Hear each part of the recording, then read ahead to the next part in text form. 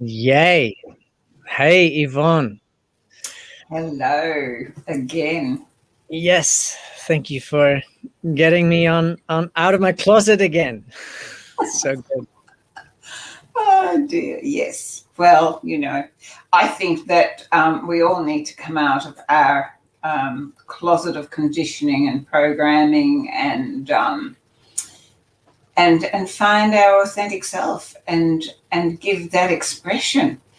Mm, The conditioning and programming that we've had for thousands of years is to mold ourselves or be molded into something that somebody else wants for their own agenda. And so we don't remember who we are, and when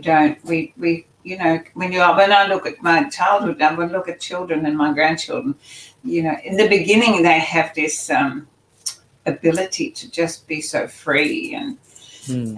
then how soon do we tell them, no, get into that box? So it's Yeah, time to get into that closet.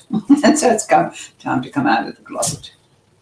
yeah, so beautiful.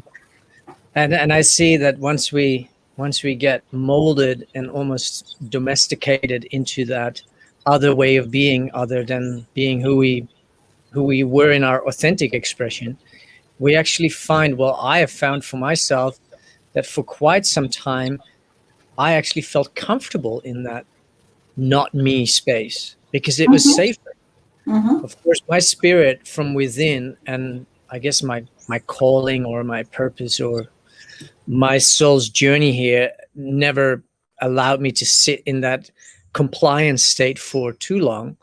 And so I had to break out of it, and I had zero control over that. I was really trying to fit in like everybody else did, but internally it just went in against my nature so strongly. And I think that that pulse of my nature has come out over the course of my lifetime quite strongly, breaking away from the Netherlands on my own, and then finding myself traveling around the world with a family in tow, and then coming to that place like, well, that is actually, despite the strange um, contrast and contradiction that may have, that marriage constellation wasn't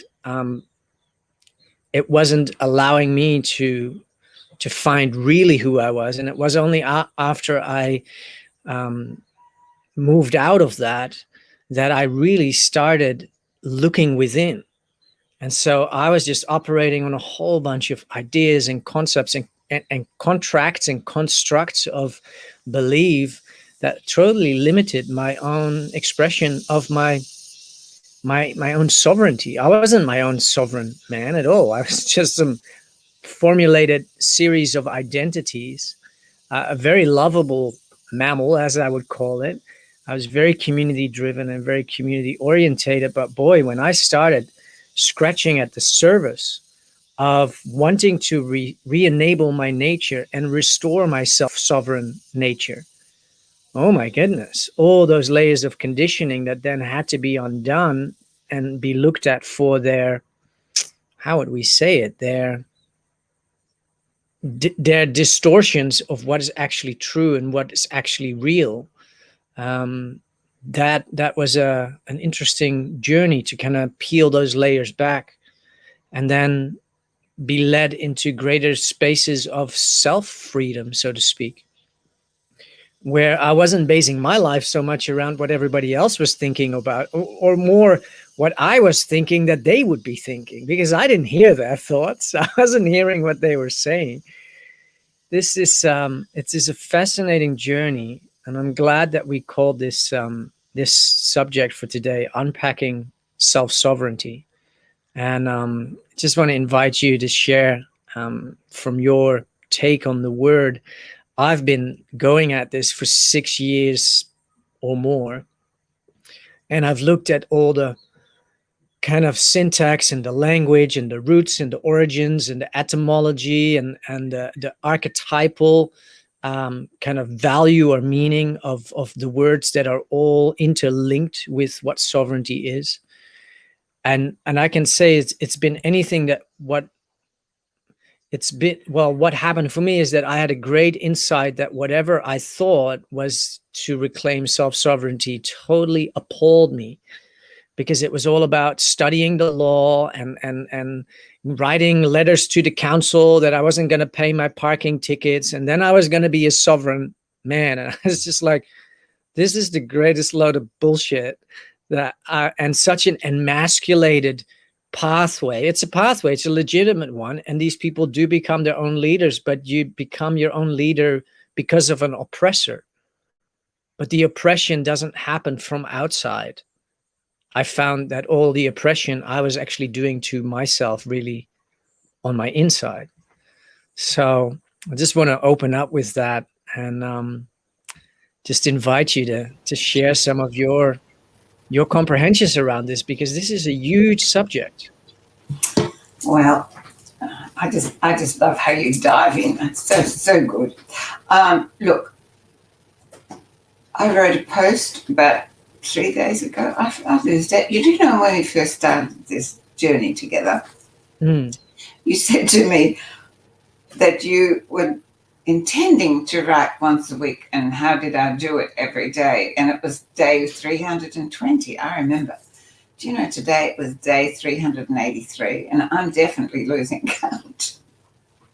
So a few days ago, I wrote a post about breaking free from the uncomfortable comfort zone.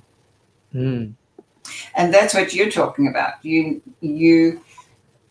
wanted to break free, but you were using the conditioned things that you thought were real, like the council and all of those people, and to take back your sovereignty, you had to get their permission for some reason. And think now we are learning that all that is false. And it's interesting to me, because I often say to you that we've lived each other's lives, because you talked about your marriage and how you felt that, you know, you needed to break free from that. Not that it was a constriction, it's just that it wasn't a place where you could find your sovereignty or your authenticity.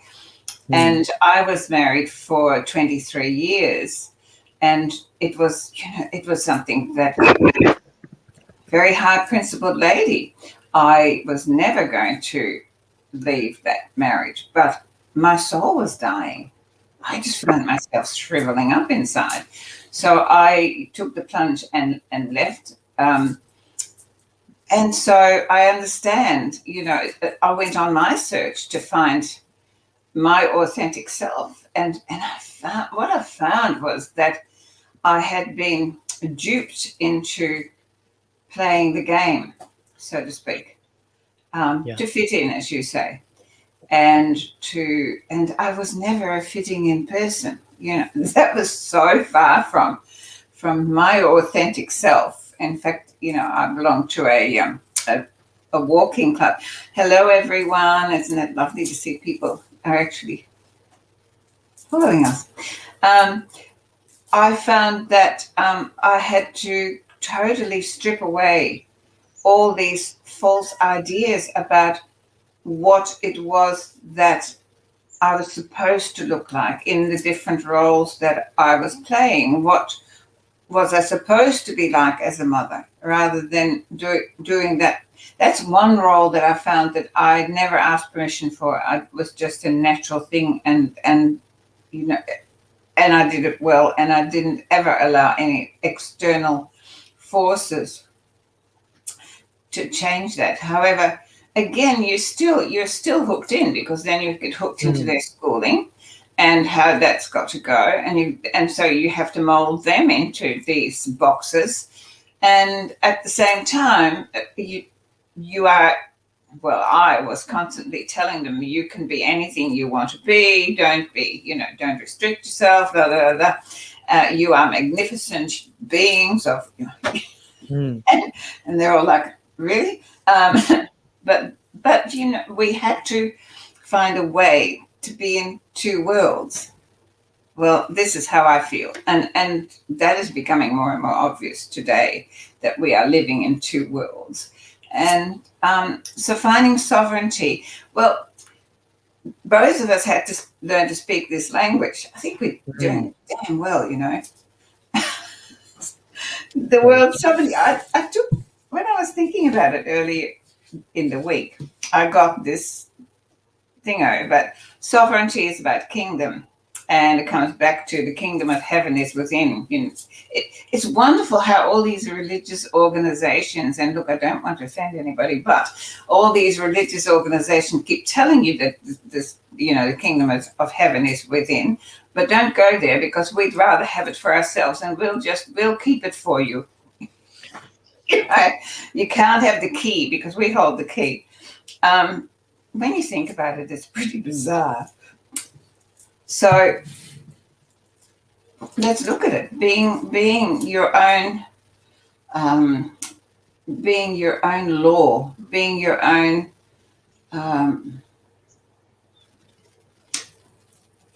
I can't find a word for it yet. We haven't got a word for it yet. But Being your own leader. well, it is. Yeah. The word that was coming through was being your own liver. But seeing you're going through a liver cleanse, that's not good. Well, it's not necessarily something that's far off, because I have looked into some of the physiological understandings through the Chinese medicine lens, and then particularly the old Chinese medicine lens.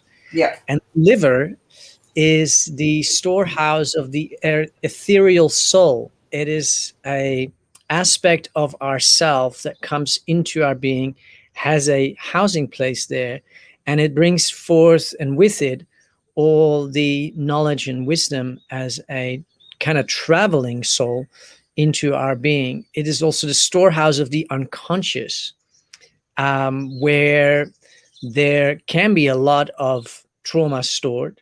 And also, it is the innate knowing of self that also comes from there, that we then have to kind of bring out of that space in order to bring that to our conscious mind, that not only are we the sovereignty of ourselves, we are also able to, like I've discovered for myself, unpacking the language, that it's about me being my own leader, me activating and training myself to think for myself, to not be reliant on story or narrative from third parties outside of myself that I will just take as an authority on a subject, but that I actually render all information coming through my own critical thinking, through my own ability to dissect truth from fiction. And it's quite simple, really, because either a story is carrying a fear-based narrative, or it is free of that. And when it's free of that, that doesn't mean that therefore it is. It's almost like, to speak in a sovereign way, there's a whole bunch of things that are not said, and there's a whole bunch of things that don't need to be said in order to claim the truth or state the truth, because the truth doesn't need any defending. It doesn't need any stating, any articulation. This then brings me back to what I call programming, and this transgenerational conditioning of particularly through the Western succession of empire and Newtonian scientism. There's been so much brought into our collective consciousness as the Western men and women on this earth, that has compromised and really constricted so much of the truth, and has appropriated that truth by pointing at all sorts of other directions and naming all of those things. But what it didn't do in the process of also consolidating the English language during the beginnings of what I call empire, it didn't actually name or stipulate or articulate in great clarity the relevancy of anyone's free will, the intricacies and the intrinsic nature of our freedom, and how we are innately and originally a human culture of love. Of course, they weren't going to tell anybody that, because if they do that, then we're all going to believe something different than being well programmable let's call them tech slaves in a system that serves a different agenda than the liberation and the exploration of human consciousness in its capacity of what it can achieve. I do see that we are going through a humanitarian cycle in consciousness. And so there's no point being upset about where we are. It's just, what do we do with that?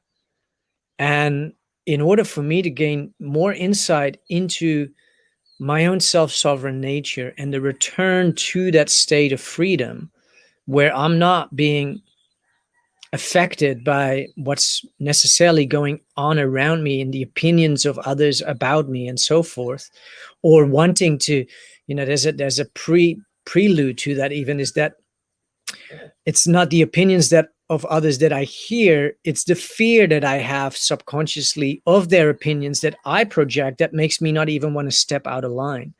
In order for me to come into more awareness, like what's really all going on here, I had to go and explore trauma. I had to explore cult programming, the effects of trauma-based mind control. And that is a lot to take in, because that means getting real with and coming to terms with that the westernized civilizational modality that we're operating on, which seems to have the economy as its greatest prize and politics as its means to accomplish that, that is nothing short of utter human damage, and that it damages humans every single generation. And it's the cause for the intergenerational hand down of trauma, but it's the seed origin of the misuse of intelligence, causing war, causing artificial scarcity. And we are at the effects of that. And I can see that, okay, great, that's all performing a function with purpose for me to reclaim my sovereignty. But wow, that's still, when I think about it, that's quite a bit to take in if we want to explore this territory for our own self liberation, self sense of, I'm my own free man, I'm my own free woman kind of sense of being. But without looking at trauma and how we got affected through our conditioning and our upbringing that has been very much far removed from how we would do it in nature, how we would do it naturally, how it is actually natural to be doing it together. The impacts of that, when they are not understood, which there is more awareness around it coming, I see that growing very, very rapidly. But wow, if you look in the main, the awareness around trauma, well, people can see trauma outside of themselves in other people, but to go and look at it within and then unpack what that is made of and how that internal landscape operates. And then you find that we disassociated and that there's all these different parts of self that splintered off because of the trauma. And then there's that inner child work. And before we know it, we're not talking about sovereignty as something great and grandeur and beautiful and stepping into. We have to go into the mud and the muck to actually look at, why am I not that? What is sitting in the way of feeling free? What is sitting in the way of me feeling alive and activated and clear-headed? And that's a dense series of questions to ask oneself, because the only answers that will bring us a setting free kind of sensation, in my experience, has been going there, has been going within to look at, why am I doing it like this? Why am I putting myself under somebody? Why am I afraid of their judgment? Why? And every single question of why, there's only one answer that I found really good for that, is human damage. Wow, it's interesting. I wrote something while I was thinking about what we were going to do. And I wrote down, all human suffering has been caused by the self-interest of the governors, corrupt governments in an ego battle. Yeah. And that's the trauma you talk about. So, it's one of the things you just said about when you hit your own truth is there is no need for justification. What I found as I went down that rabbit hole many years ago to unpeel and look for who was in here, what was the core of this incarnated being, what I found was that it took such courage.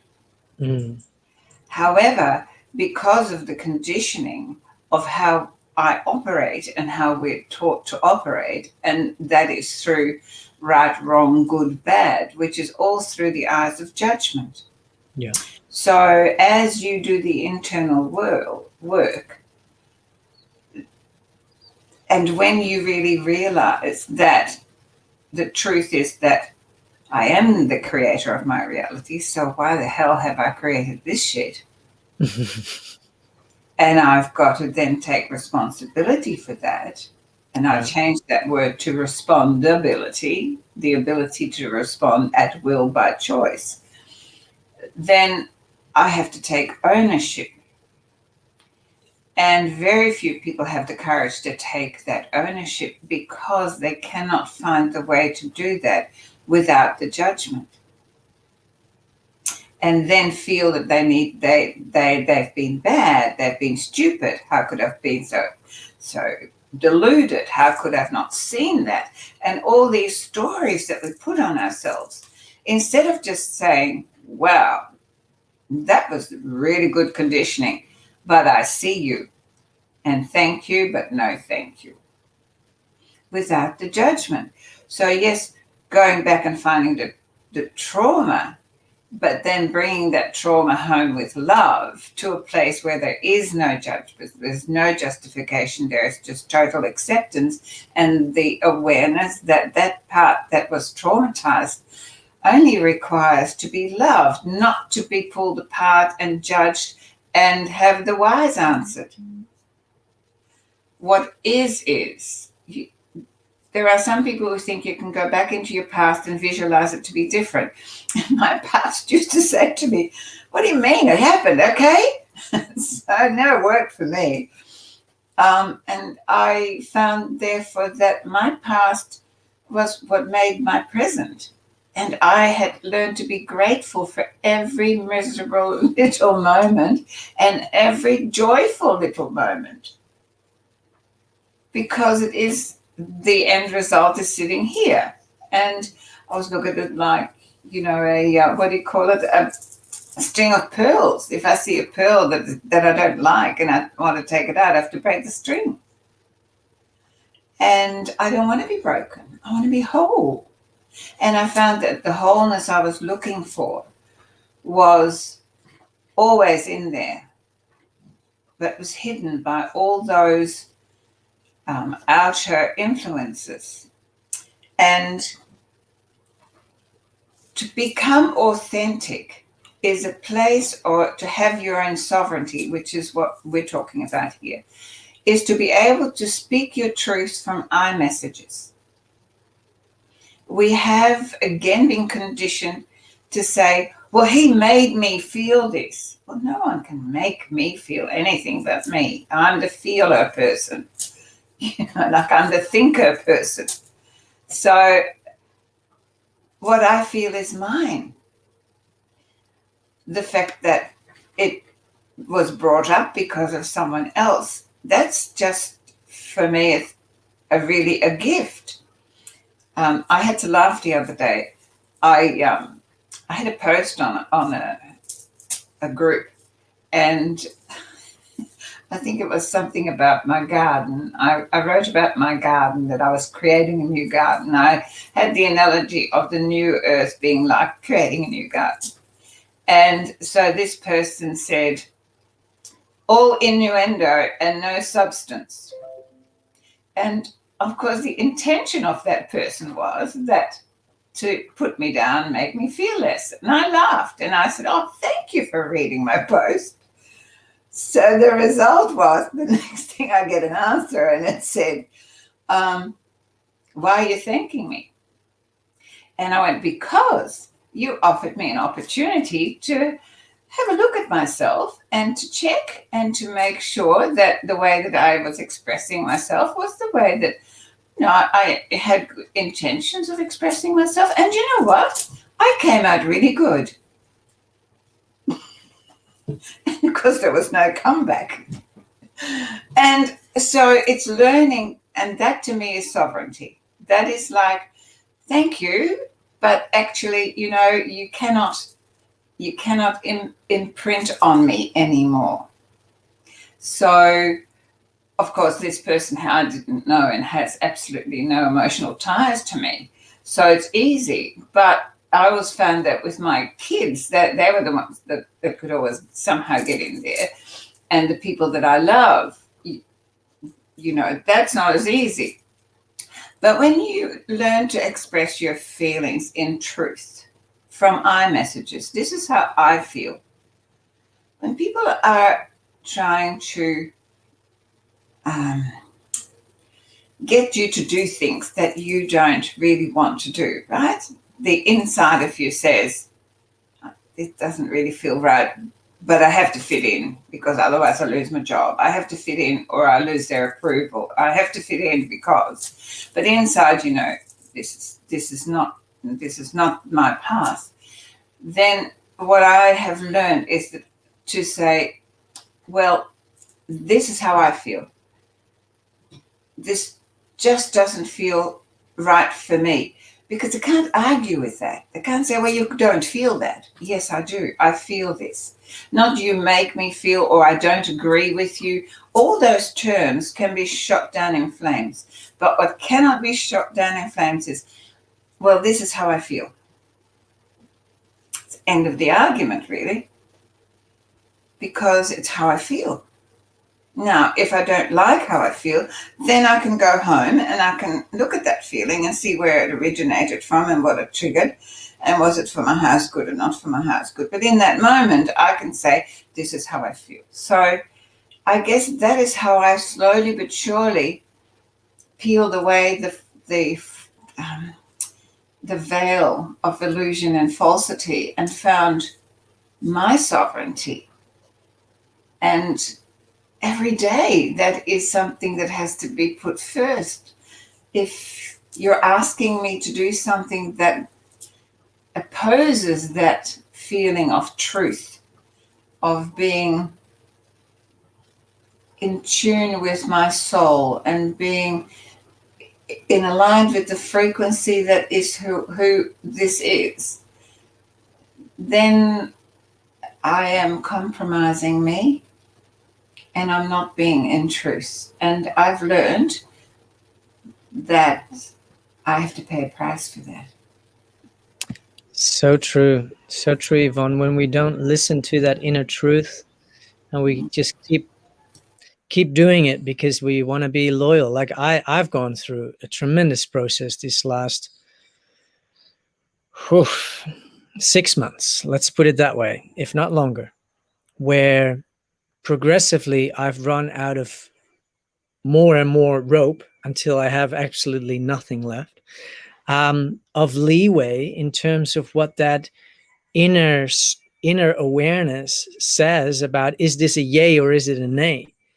And that is the will that can totally end up becoming depleted, where I can intellectualize myself. I'm willing to do it because, it's da-da-da-da. But is it intellectualized, or is it that authentic truth? And I love how you bring the relevancy of feeling, what I call feeling-based relating, into this, because it is everything that I feel that we are, and people in the Brave New Life community will know about this, that what we are doing in our circles in Brave New Life is simply called feeling-based relating.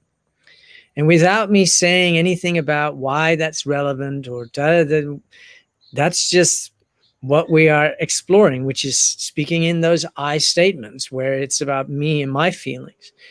And one of the things that I elicited for myself in what led me to finding also that languaging around it is that anything other than feeling-based relating most often is some form of contract-based relating. because it's mind-based relating. And so people are trying to contract people into becoming part of their story, or wanting to have them side with them. And I have discovered that there is so much unresolved trauma that's in even the most beautiful and the most spiritual communities comes out, and I can see it for what it is, because I have really kind of unpacked the ability to see it happening, and then free myself from the judgment, because for as long as I hold myself in judgment, I'm not even free.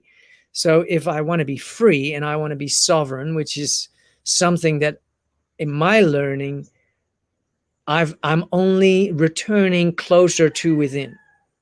There's no sovereignty out there. There's no I that can accomplish sovereignty. Sovereignty is what we were born as, what we were, what our innate human nature is a beautiful word for. And what has really happened is that we've been leading ourselves, but also, of course, programmed and conditioned to not even relate to ourselves in that way anymore. But that still doesn't let go or set us apart or away from our feeling-based nature. Because we have only been programmed sort of here out of that sort of fear mechanics and that trauma-based mind control that we can see the effects of in the world today. But our feeling-based nature, our innate truth, our innate knowing, that's never gone away. All that has gone away is that it's just been layered with tremendous amount of fear-based programming that makes us then think, oh, I better not say what it is that I don't really want to do that. And it's been interesting because I hold myself to account a lot. And I then recognize that I have been doing exactly what I've just spoken about for a whole series of months. And it is all performing a function with purpose for me to then go like, well, that's a significant pattern. Where does that really come from? And what's all entangled in it? And how do I untangle all of that? Because the real question is, do I want to keep doing it like this?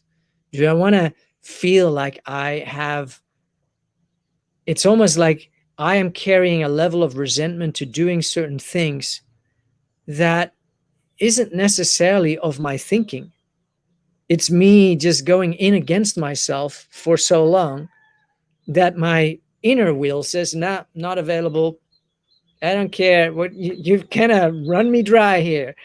And it's like I'm discovering the difference between, on a deeper level, that feeling-based truth, and then this like, yeah, but I see all the great ideas, and I see, and I can do all of this, and I who is this person that wants to show up in the world in this, look at what I can all do? Is that what I really came here for? And how much of it is truly in alignment with what my inner knowing says? And do I dare to feel into that?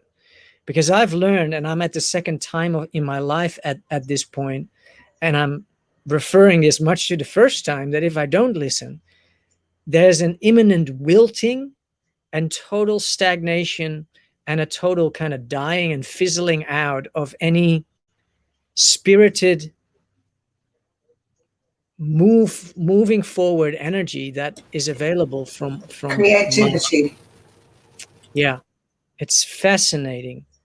And so there's that returning to that story and that innate knowing of self, what it came here for.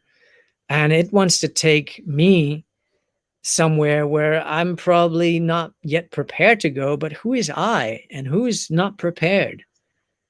And so these are good conversations to have, because after each conversation, I always get to reflect and sit with what we talked about, because there's no point me, sharing anything around this if I don't practice this on a daily basis. One thing that I wanted to discuss with you, Yvonne, is the notion of equality and equanimity, because there's some connotations for people around sovereignty, that it's about being in dominion or being, well, then you're sovereign and they're not sovereign. And how I relate it to myself is that the only reason that I've chosen this name for myself so that I can hold myself accountable every day. Because how on earth can I call myself sovereign if I put somebody else down? If I'm anything less than love? And so in that process, I have also learned to practice a lot of forgiveness on myself, because I haven't been perfect over these past years. And I have been upset with people and judged them and blamed them. And but I lose my sovereignty in the moment of putting somebody under me or putting myself under somebody else. And I forget that we're all equal, unique individuals. And we all have a shared equal value of being here on this earth. I'd like you to share a little bit around that, if you feel to go into that space, because for me that aspect of sovereignty as a word that is maybe unfamiliar to some people, they kind of have got this like, I don't actually want to be sovereign, because that means that I'll be more than somebody else. And it couldn't be further away from that. But you see, that's a word that's been hijacked again, Yeah. because we relate sovereignty to kingdom, to rulers, and then we have made these people celebrities to look up to. We've sold our soul for, you know, a lot of their requirements. So then to go and say, but I choose to be sovereign, then the conditioned mind, subconscious, says, well, that means that you have to have power over. Because what we see is kings, sovereigns are rulers over. So instantly we feel that means that we need to rule over. Yes, and we do, but not over out there. It's over in here. And that's a difficult concept for people. Mm-hmm. Because of the connotation of words. And you and I, who tend to pick words apart and look at them, realize that every word that we speak, we've been taught. And it is the connotation of the teacher that is imprinted on the word that you now use until you unpack it and change it. Gosh, that's big. I had never put it like that, but that's true though, isn't it? And so the word sovereignty, again, it is something that we relate to power over. And what we're really talking about is power over the within. It's not easy to, to bring out. The more power you have over self, and it comes back to feeling. Mm-hmm. Having power over your feeling, and it's not even power, it has nothing to do with power. I remember when I was younger, I had this, and this is something that you now would have inside of you, because there's something that wants to birth itself through you, because I can feel that, because that's what I do. I work with energy, and that's all that I feel. And I know that within me for so long, I could feel this power within. And in the early days, and anyone who's ever listening to this and knew me when I was nursing would have known that I learned how to use power over. I was very good at what I did, but I was officious rather. Very, very,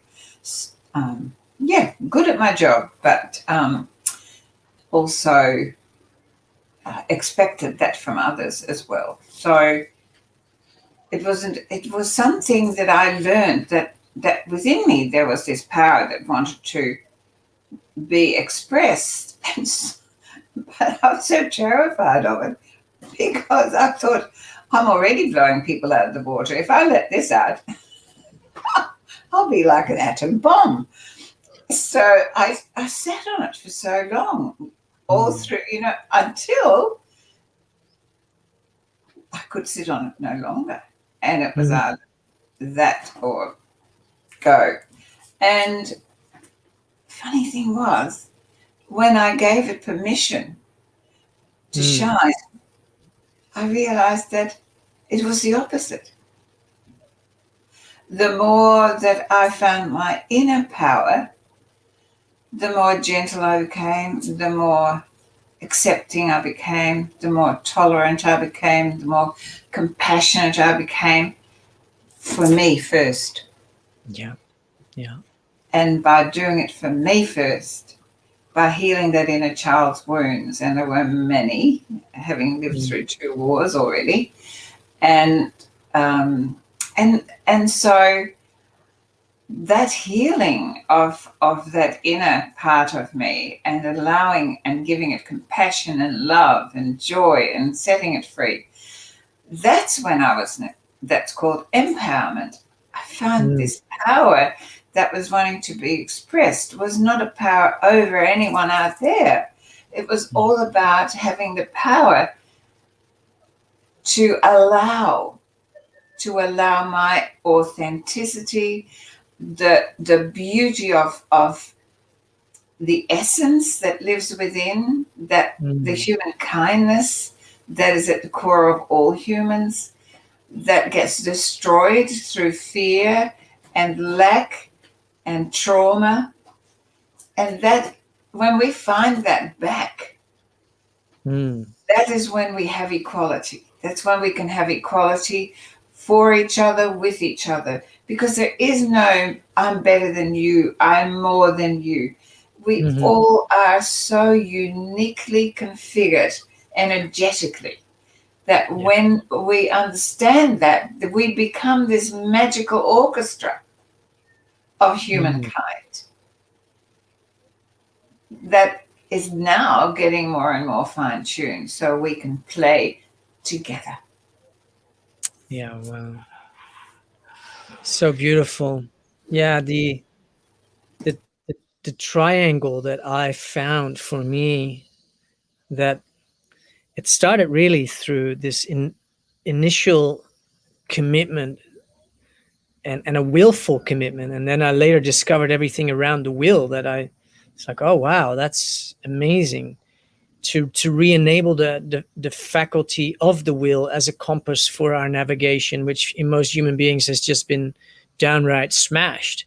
Your will is not important. What you want, you're not going to get. And there's just so much around that I kind of worked out. So how do we relate then as human beings to honor each other's will, and to not try to contract each other subconsciously, which is really coercion, which we've just been programmed to coerce each other, for the most part, in this context of a economic framework that we all are set to operate into some form or another, or well, in the end of it, you'll just starve, I suppose.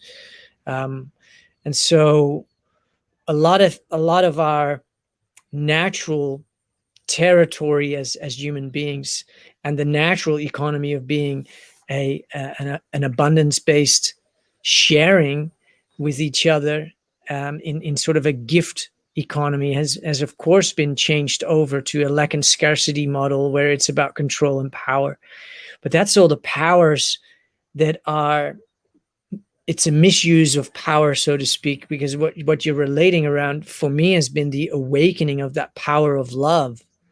And that has been something that in myself, in different stages and different phases, I definitely have been afraid of. And what was afraid was the parts in me that weren't loved. So how could I love this person? Because I know that I can, and I know that I've informed myself enough and remembered enough that I benefit being compassionate.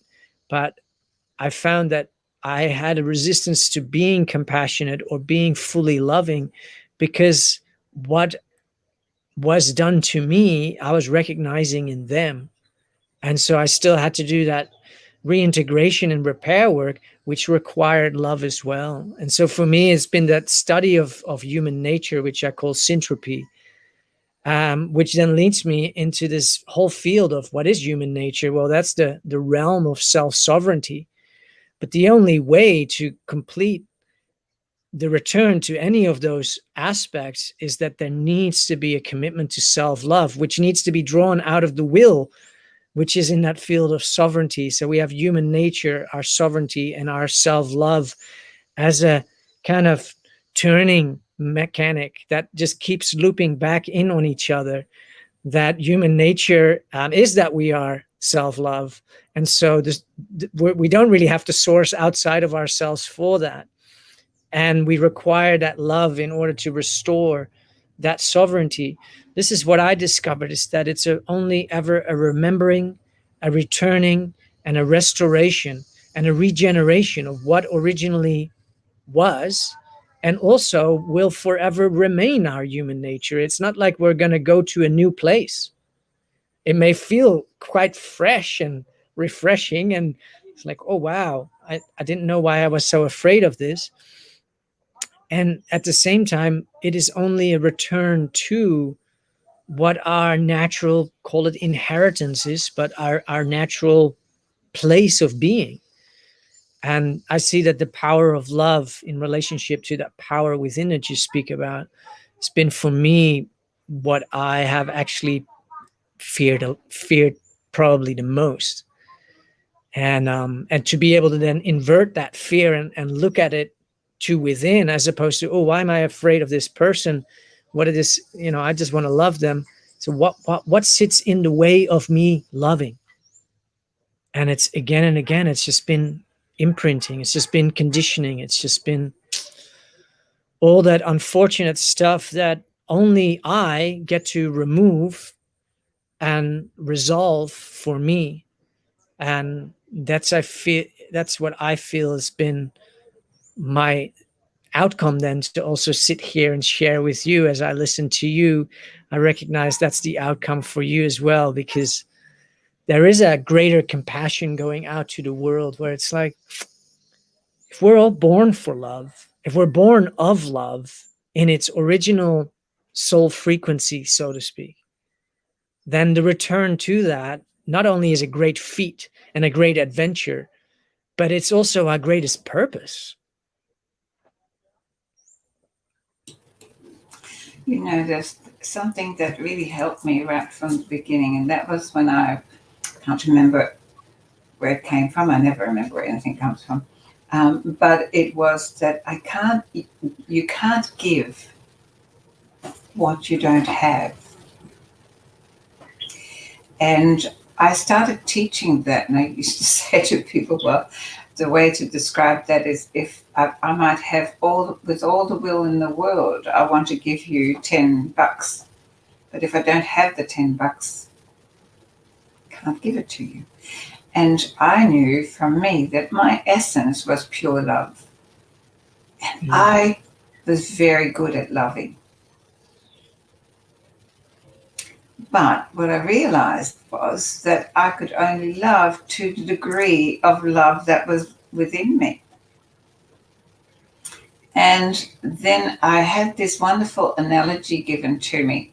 I think it's the Rider-Waite Ace of Cups is a cup that has things overflowing on the sides. And I always saw that from that day forward, it was my intention to fill my cup every day. That's why I still get up at 5:30 in the morning to fill my cup. And that the overflowing of that cup is free for anyone to have. Yeah, but beautiful. What's in the cup is mine. And that was just such a gift for me, because it gave me, and you talk which I, so it gave the big I, as I call it, gave that I permission to the little I to put me first. Yeah.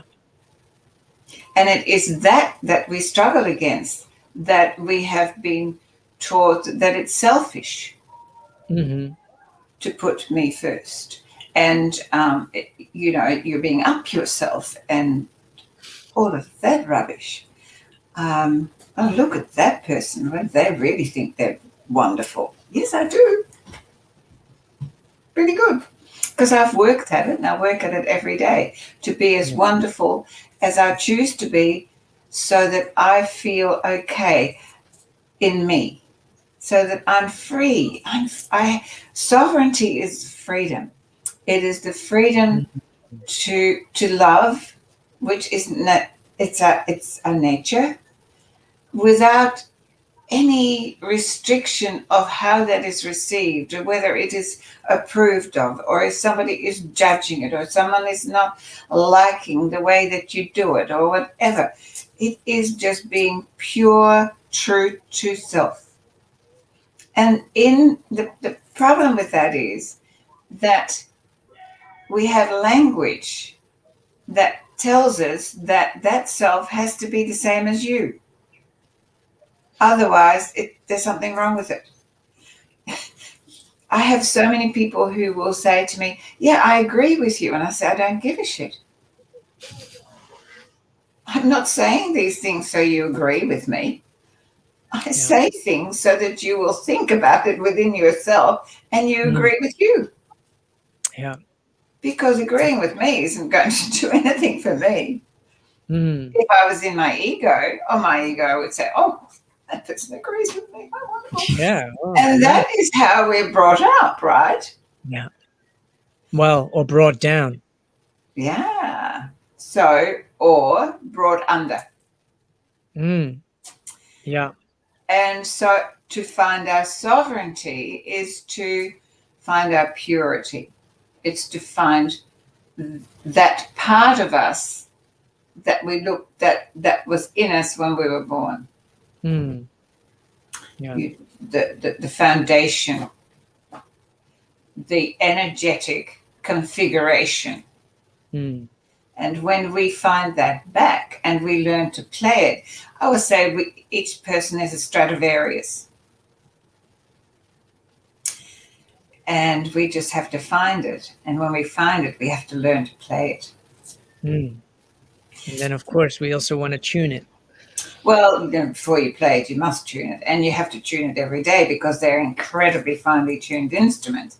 And they need to be tuned and retuned and retuned continuously to keep to that vibrational frequency, which is so, so refined.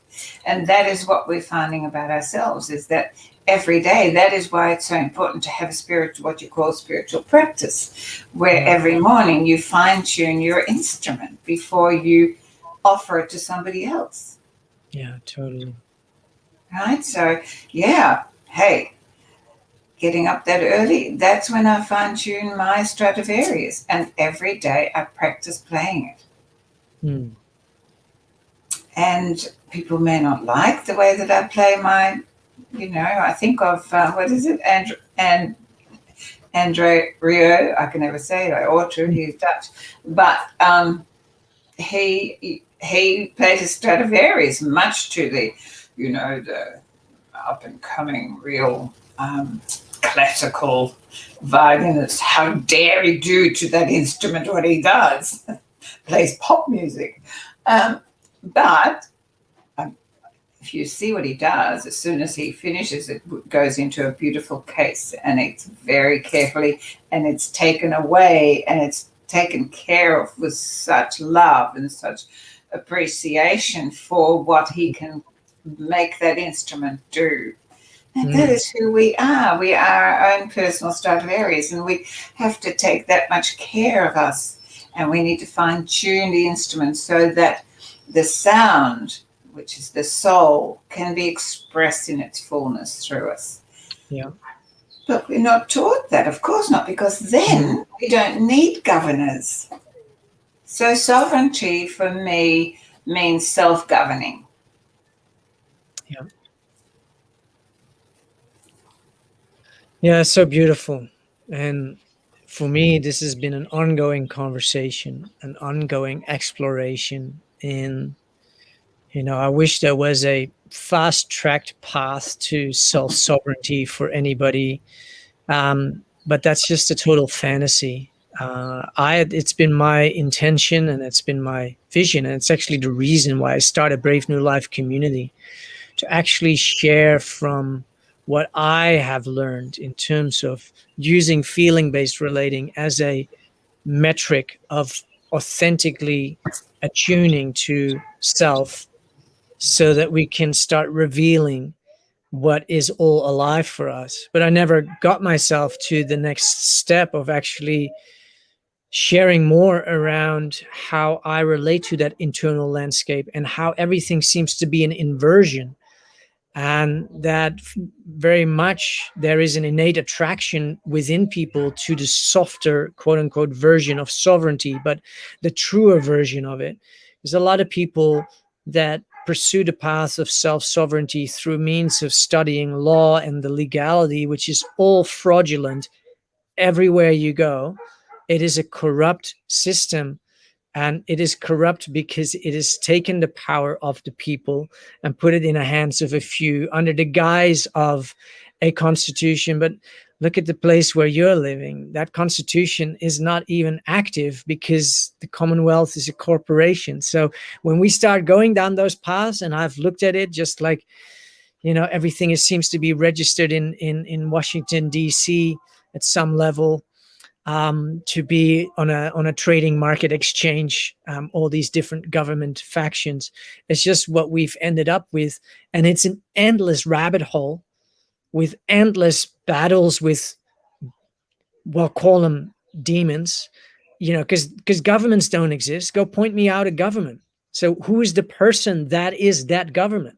And so it's a fiction, and it's an illusionary appearance of something. And yes, it does all these things, and I'm not here to discard the whole lot, but I'm certainly seeing that it's taken humanity in the main really out of self-organizing and being self-determining and being self-governing.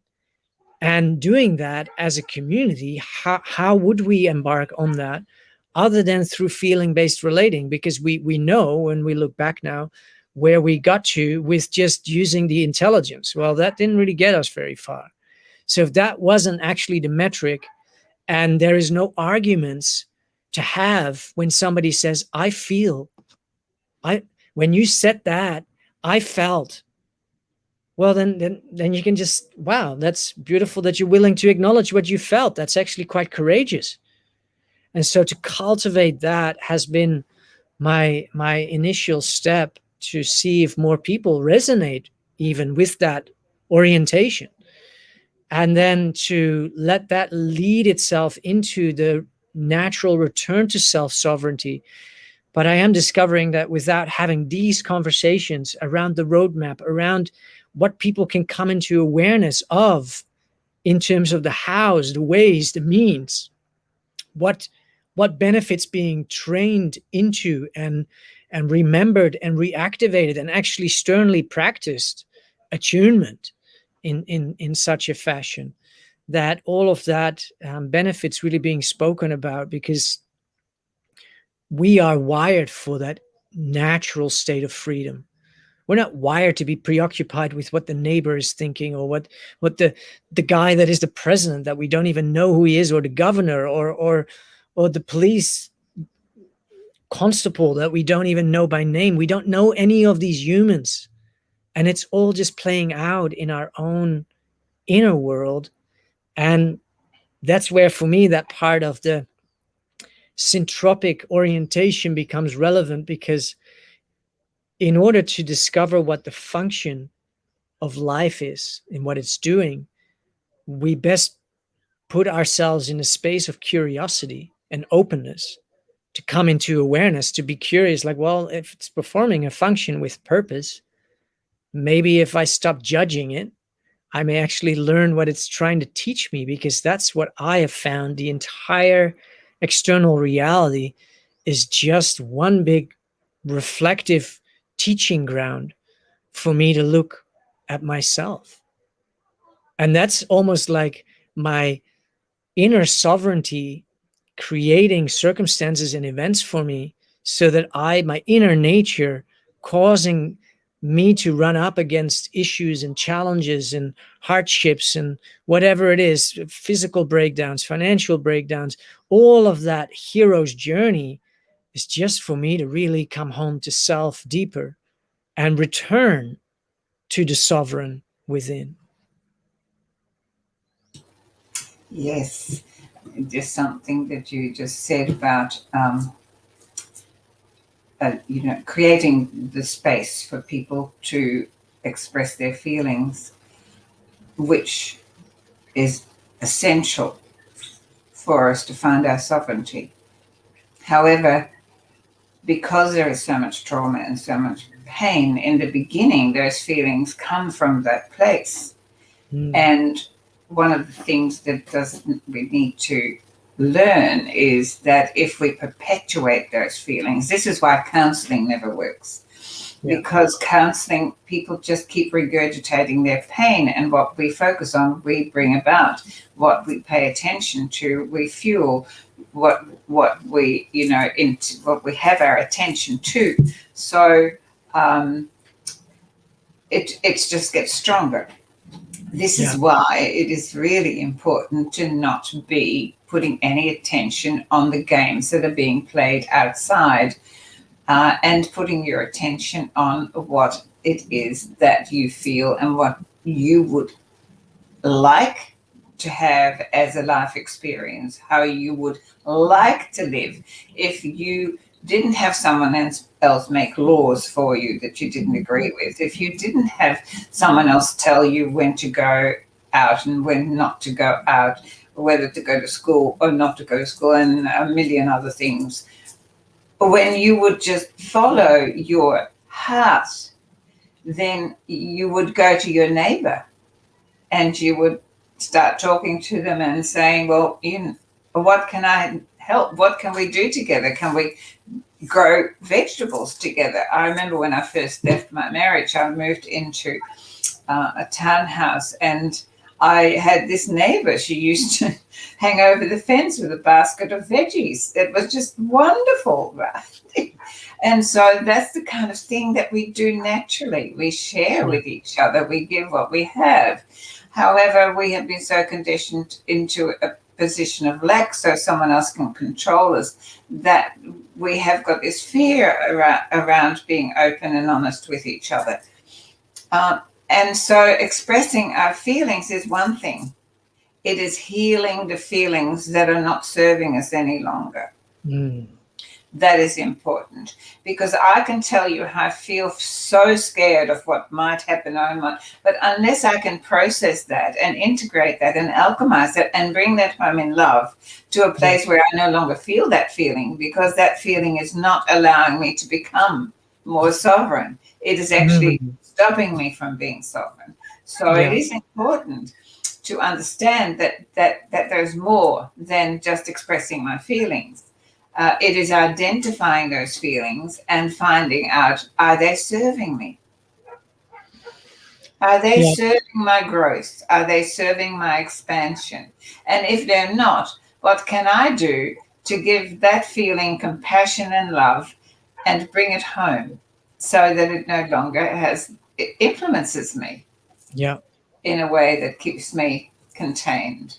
This is why the drama of mainstream media is all based on fear.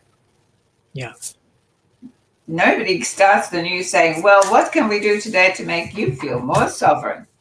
Wouldn't that be fun?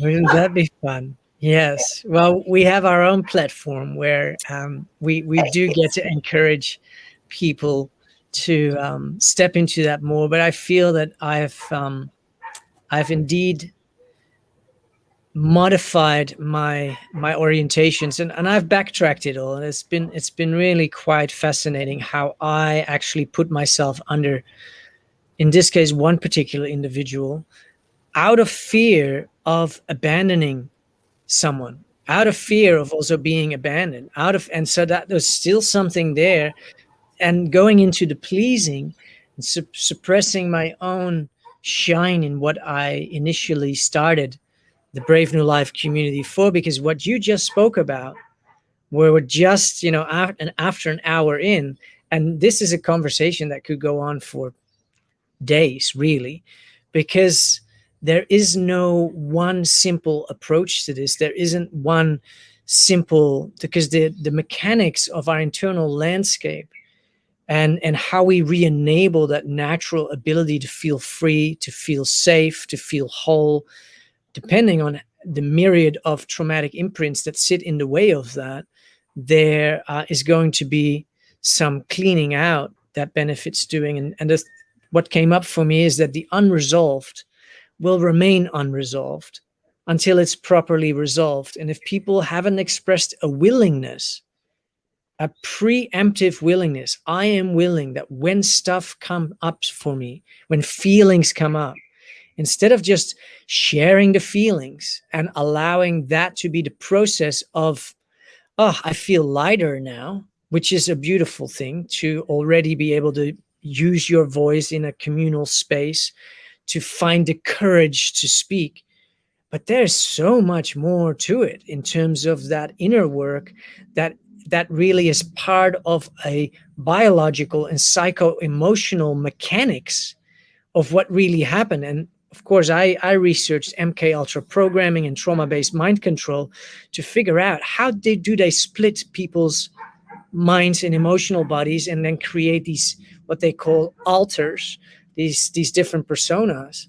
And then I realized that this entire world around us is an MK Ultra, mind control experiment.